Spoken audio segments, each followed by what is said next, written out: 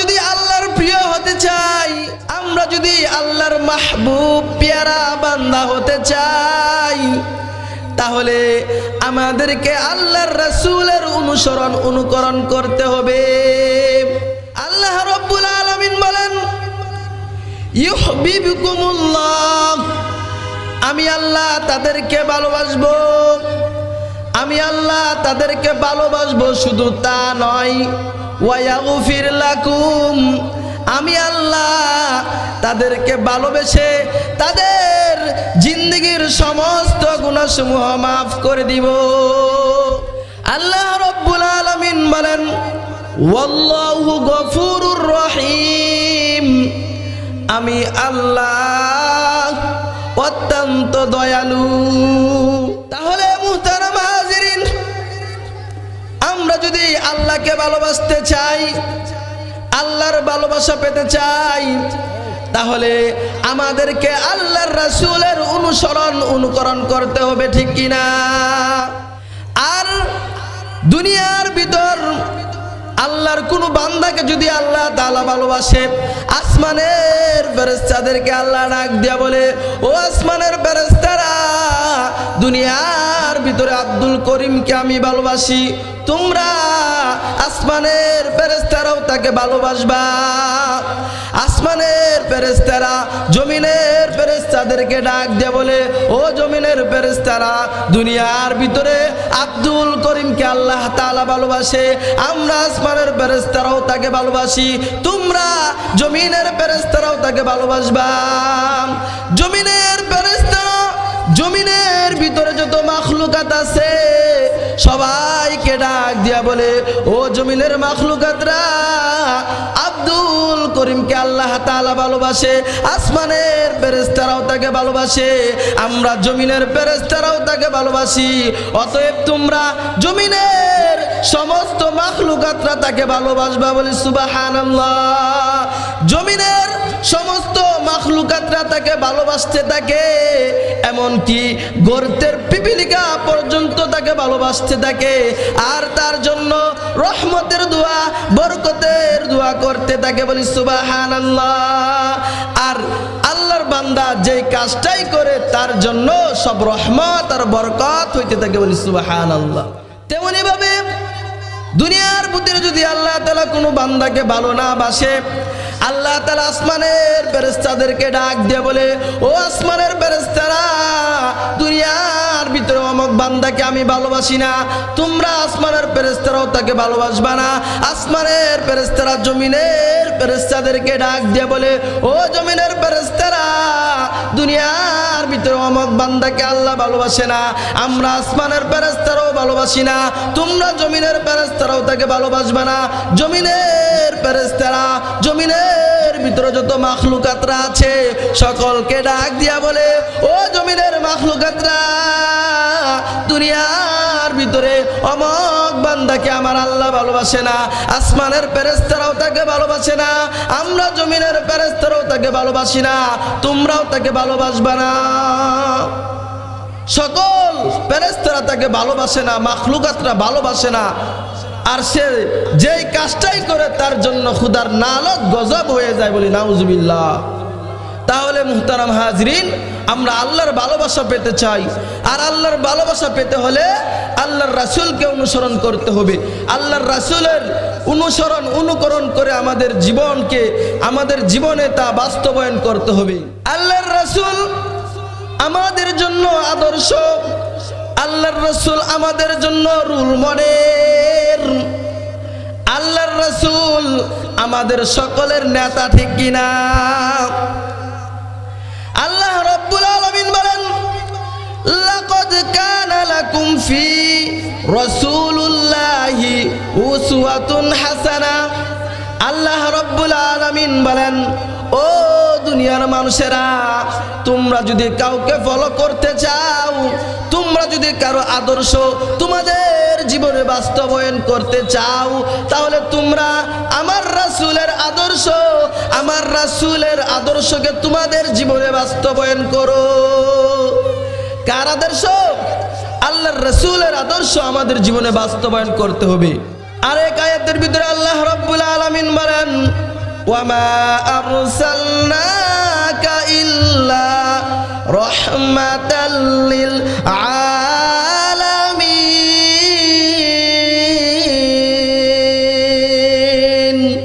আল্লাহ রাব্বুল আলামিন বলেন, আমার বন্ধু মুহাম্মদ সাল্লাল্লাহু আলাইহি ওয়াসাল্লাম, তাকে আমি সারা পৃথিবীর জন্য রহমত স্বরূপ প্রেরণ করেছি। বলি সুবহানাল্লাহ। আল্লাহর রাসূলকে কেন অনুসরণ, কেন অনুকরণ করতে হবে? হাদিসের ভিতরে আল্লাহর রাসূল বলেন, আন আবি হুরায়রা রাদিয়াল্লাহু তাআলা আনহু ক্বালা ক্বালা রাসূলুল্লাহ সাল্লাল্লাহু আলাইহি ওয়াসাল্লাম, কুল্লু উম্মতি ইয়াদখুলুনাল জান্নাহ ইল্লা মান আবা। কিলা মান আবা? ক্বালা মান আতানি দাখালাল জান্নাহ ওয়া মান আসানি ফাকাদ আবা।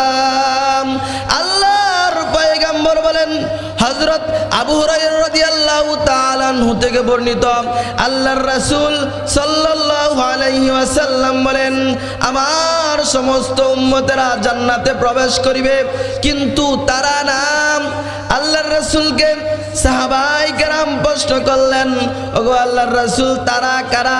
আল্লাহর রাসূল বলেন, যারা আমাকে মানে না, আমার সাহাবায়ে কেরামকে যারা মানে না, আমাকে যারা অনুসরণ করে না, আমাকে যারা অনুকরণ করে চলে না, তারা জান্নাতে প্রবেশ করতে পারবে না।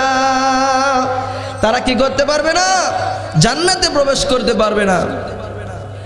আল্লাহর রাসূল আরেক হাদিসের ভিতরে বলেন, বনি ইসরাইলেরা ৭২ দলে বিভক্ত হয়েছে। কয় দলে? ৭২ দলে বিভক্ত হয়েছে। আমার উম্মতেরা ৭৩ দলে বিভক্ত হবে। ৭২টা দল জাহান্নামে চলে যাবে, একটা দল জান্নাতে যাবে। আল্লাহর রাসূলকে সাহাবায়ে কেরাম প্রশ্ন করলেন, ওগো আল্লাহর রাসূল, ৭২টা দল জাহান্নামে যাবে, একটা দল জান্নাতে যাবে। ওগো আল্লাহর রাসূল, ওই একটা দল কারা? ওই একটা দল কারা? আল্লাহর রাসূল বলেন, আমাকে মানে যারা, আমার সাহাবায়ে কেরামকে মানে যারা, আমাকে অনুসরণ করে যারা, আমার সাহাবায়ে কেরামকে অনুসরণ করে যারা।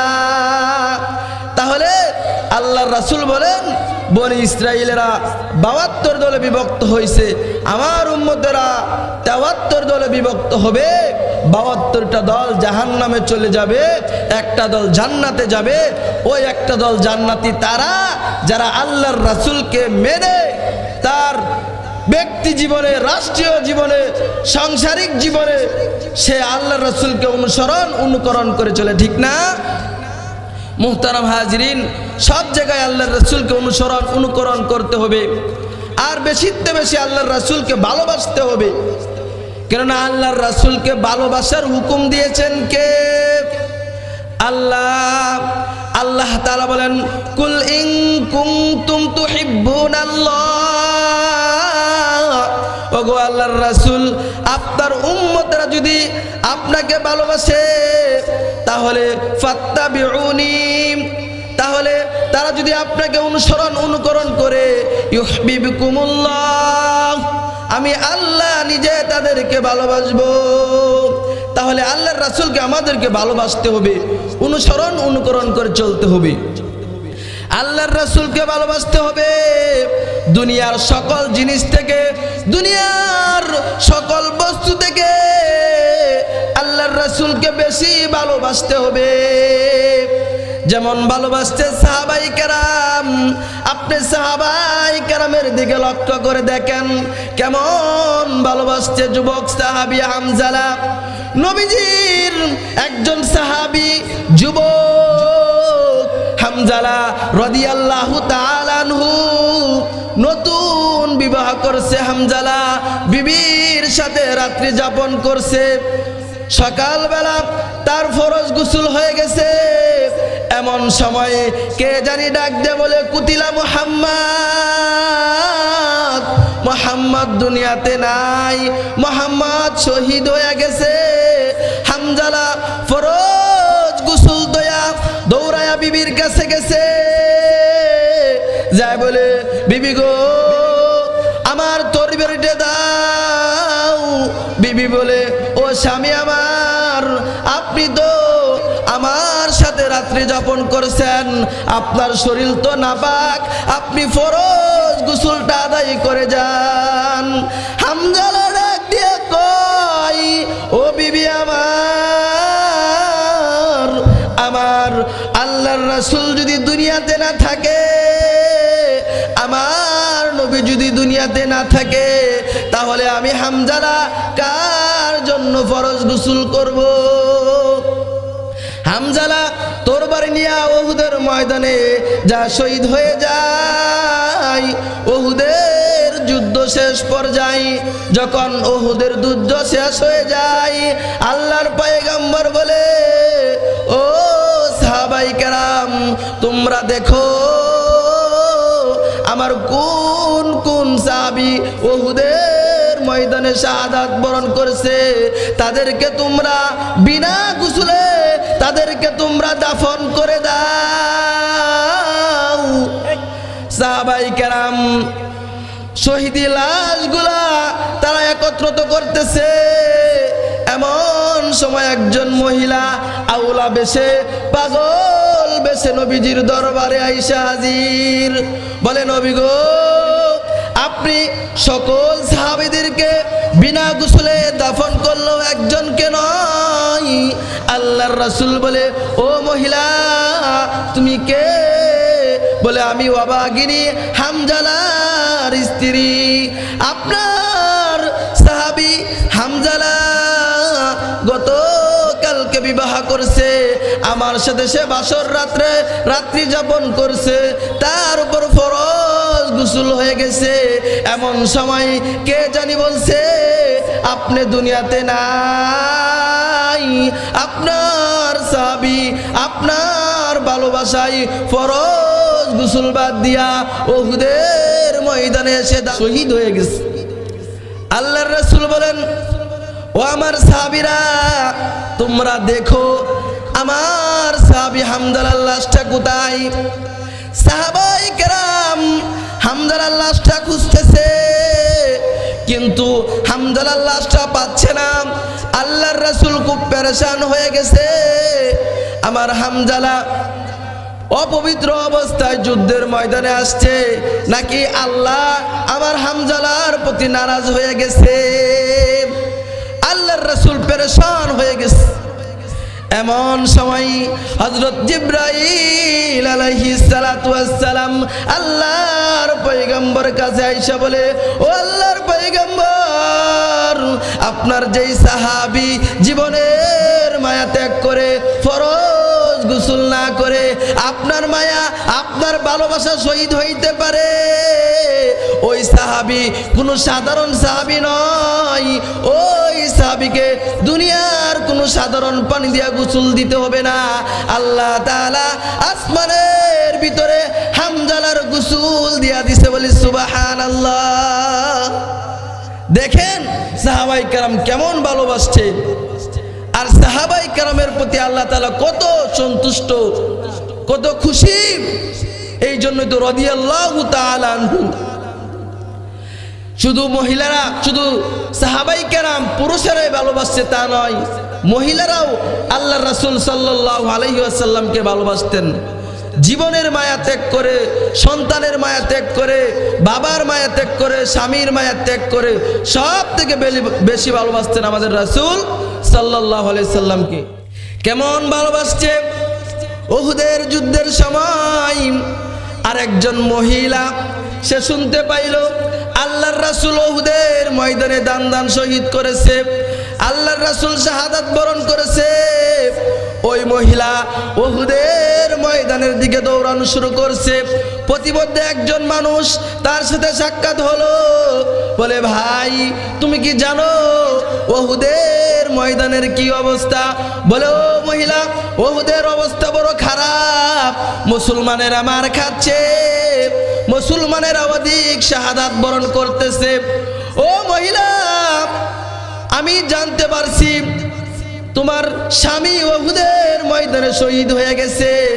ওই মহিলা বলে, ভাই আমার স্বামীর কথা আমি জানতে চাই না, তুমি আগে বলো আমার নবী কেমন আছে।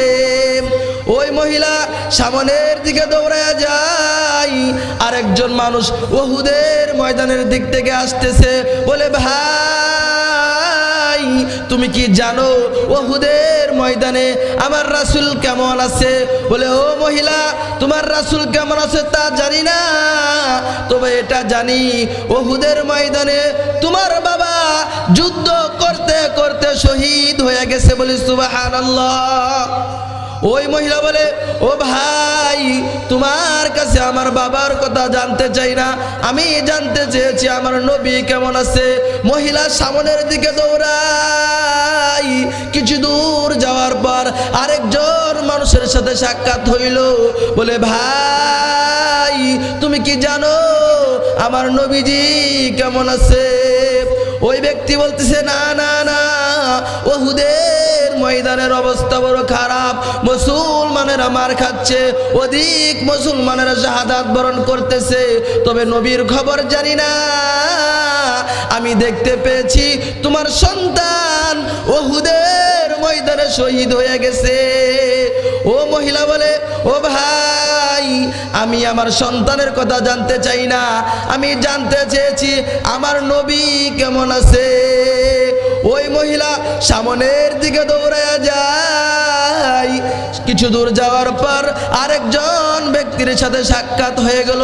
বলে, ভাই তুমি কি জানো আমার নবীজি কেমন আছে?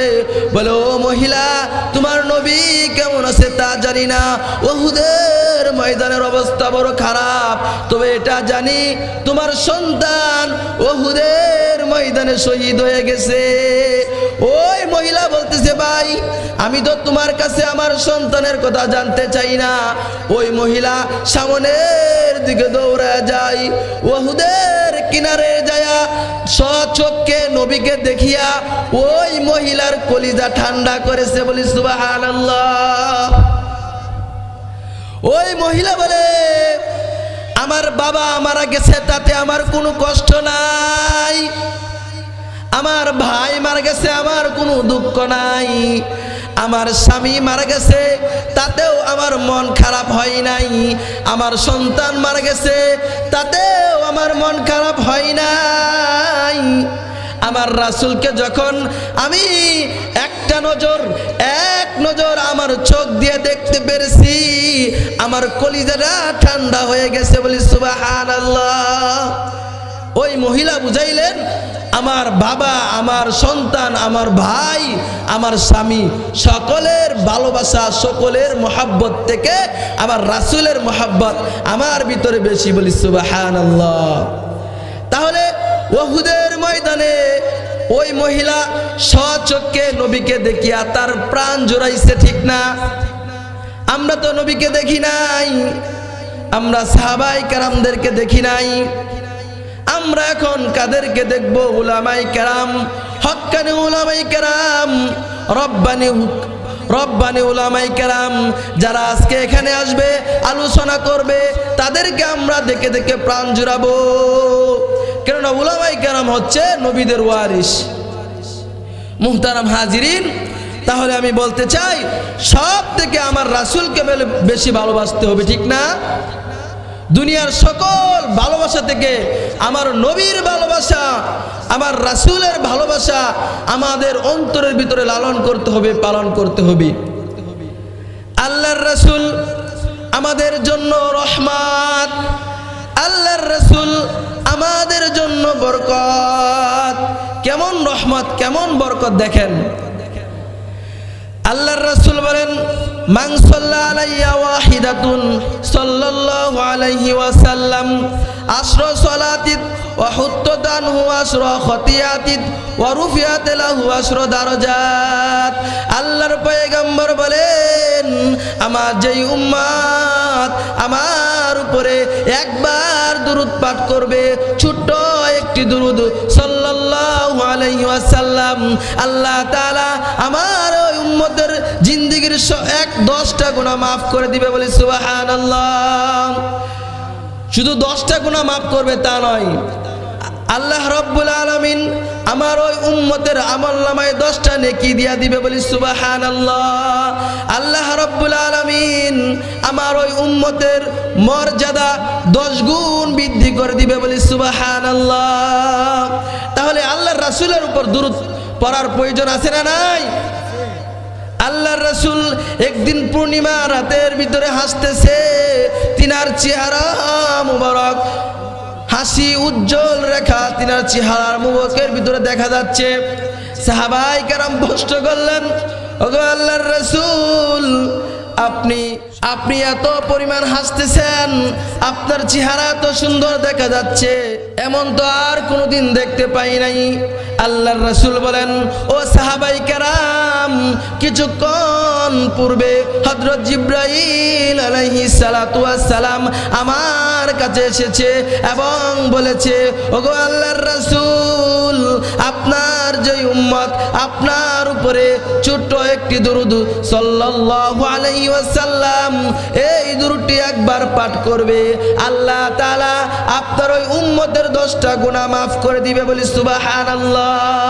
আল্লাহ তাআলা আপনার ওই উম্মতের আমলনামায় 10টা নেকি দিয়া দিবে, বলি সুবহানাল্লাহ। আল্লাহ তাআলা আপনার ওই উম্মতের মর্যাদা 10 গুণ বৃদ্ধি করে দিবে, বলি সুবহানাল্লাহ। আল্লাহর রাসূল বলেন, ও সাহাবায়ে কেরাম, তোমরা বলো এমন একটা খুশির সুসংবাদ পেয়ে আমি কি না হেসে পারি, বলি সুবহানাল্লাহ। তাহলে আমরা বেশি বেশি করে আল্লাহর রাসূলের উপর দুরূদ পাঠ করব, উঠতে বসতে শুইতে যেখানেই থাকি না কেন হাঁটতে আমরা বেশি বেশি করে আল্লাহর রাসূলের উপর দুরূদ পাঠ করব, আল্লাহর রাসূলের সুন্নতগুলো আমরা আঁকড়ে ধরব, সাহাবায়ে কেরামের সুন্নতগুলো আমরা আঁকড়ে ধরবো, সাহাবায়ে কেরামদেরকে অনুসরণ করব, আল্লাহর রাসূলকে অনুকরণ করব। আল্লাহ তাআলা আমাদেরকে এই কথাগুলোর উপর আমল করার তৌফিক দান করুক।